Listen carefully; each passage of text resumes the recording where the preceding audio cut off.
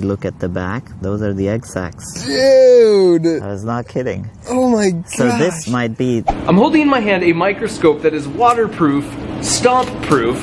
I put it together in 2 minutes and it costs 50 cents to make. And in this hand, I have a blood centrifuge that spins 10 times faster than a $10,000 centrifuge, and it costs 18 cents. Both of these were invented here at Stanford in the lab of a brilliant physicist, biologist, inventor named Manu Prakash, with the goal to help improve the life of the world's poorest through low-cost, effective, scalable inventions. Incredibly, it's believed of the estimated 100 billion people to have lived on this planet, more than half have died of malaria. The symptoms are similar to the flu, and so the gold standard for diagnosis is to take a drop of blood, spin it in a centrifuge, and then look at it under a microscope. Historically, this has been really hard to do in the places that need it most because the equipment can cost tens of thousands of dollars and it needs electricity. These two inventions can diagnose malaria, cost less than $1, and require no electricity. Manu, good to finally meet you. Absolutely. You're like a superhero. I don't know about that. From an engineering perspective, what you do is amazing. Now before I continue with Manu, let me just support that statement by showing you how this 50-cent paper microscope actually works. So it comes like this, and then you pop out the pieces of paper, and then follow the simple instructions like folding origami. The lens is actually a tiny sphere of glass embedded in this plastic. And you can put your slide in here, and then you look through that tiny glass sphere, and it's magnified 140 times. You can even put your phone up to it and film and then capture video like this.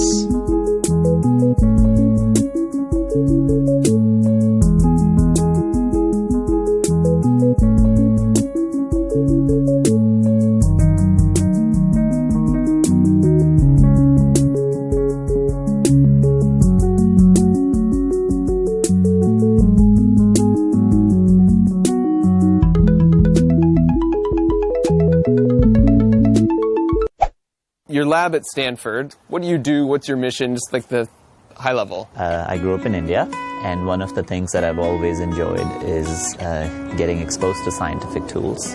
When I started the lab, it was very clear that we have this hunger for scientific tools that's missing.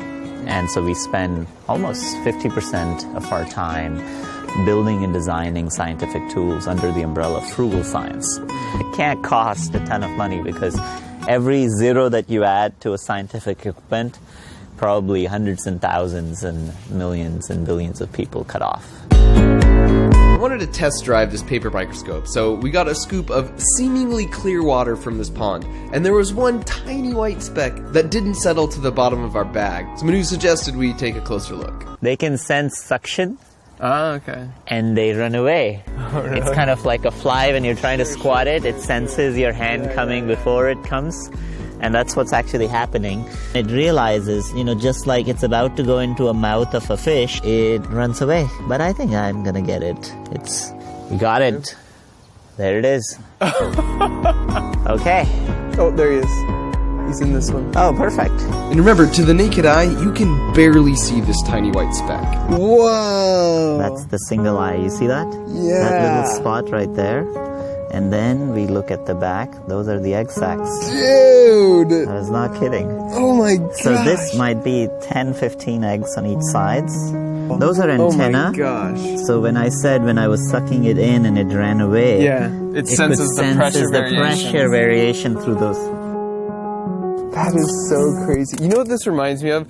Like the first time I saw the stars with a telescope. Yeah. Right? So you can see the stars all the time. Yeah. And you see even pictures of the stars. But until you actually see it yourself in a telescope, it's just like something shifts inside you. Yeah. And I feel like we're doing the same thing, but just the other way. No, I think that's such a beautiful analogy. Okay, so with this 50-cent paper microscope, you can actually see any malaria in your blood. We generally think of blood as a red liquid, but it's actually full of particles like red blood cells, white blood cells, and platelets. And so the problem is, in just a couple drops of blood, you have 1 billion red blood cells. So it becomes a needle in a haystack to try and find a few that have malaria. So that's where a centrifuge comes in. So you take some blood and you put it in a tube, and the particles will be all mixed up like this. But when you spin it around really fast for a couple minutes, the centrifugal force pushes all the heaviest particles to the outside, and they displace the less dense particles towards the middle. So when you stop, all the particles are neatly organized from the most dense at the edge to the least dense in the center. And since a malaria-infected red blood cell is slightly less dense than a healthy one, you'll always find it in between the healthy red blood cells and the clear plasma. All that's to say, centrifuges are really critical. So I went to the lab to talk to Manu's colleague Saad to see how they applied their frugal science philosophy to this typically really expensive piece of equipment. These are traditional centrifuges. These require electricity, and you can see how massive that is. Imagine if you had to carry this on your back if you're in a research-limited settings, Right. in India, for example, where I grew up. And so if you want to do this, you can't use something like this which costs thousands of dollars and requires electricity. And so while we were out there, we had a full scope, but you couldn't just take blood or urine or stool and do it. That became the bottleneck. And so the design problem statement that you come up with is, I want something probably less than $1, preferably made out of lightweight materials like paper, so it's easy to carry in your pocket. It should match the speeds of these devices. You think about different gears and mechanisms, and you go into your kitchen and your backyard and start thinking about toys. Toys are a great way. So we started looking at yo-yos, egg beaters, and others have thought about salad spinners.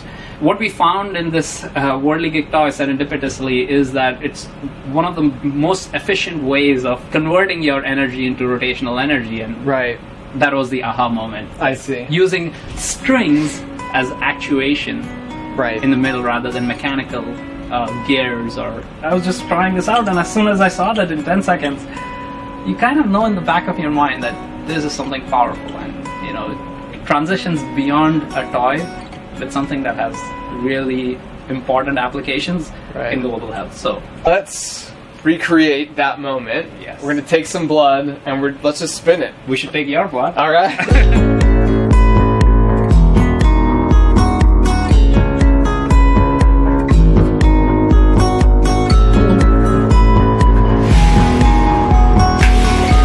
So after spinning only for 10 seconds at 20,000 RPM, you can see my blood was already separating. This is my own blood.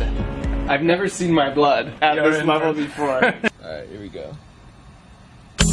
That is crazy. So each one of those is a blood cell? What I love most about Manu and Saad is their childlike fascination and curiosity about the world around them. They're also incredibly observant, looking for ways their engineering talents might uniquely help or inspire others. It's a contagious optimism, and it's refreshing.